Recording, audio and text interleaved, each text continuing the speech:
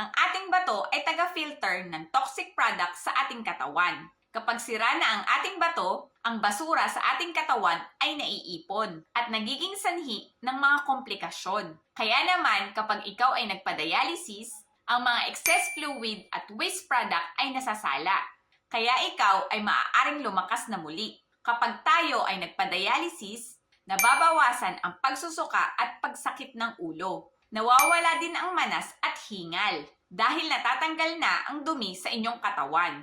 Nagiging normal na rin ang inyong blood pressure kapag ikaw ay nagpa-dialysis dahil ang extra fluids na nagiging sanhi ng pagtaas ng blood pressure ay natatanggal na ng makina. Kasama na rin dito ang pagnonormal ng mga electrolytes tulad ng potassium, calcium, phosphorus, at iba pa na nililinis din during dialysis. Dahil naniniwala ako na napakahalaga ng pagdadialysis sa mga taong may sira na ang kanilang mga bato. Dahil ito ang nagdurugtong ng kanilang buhay.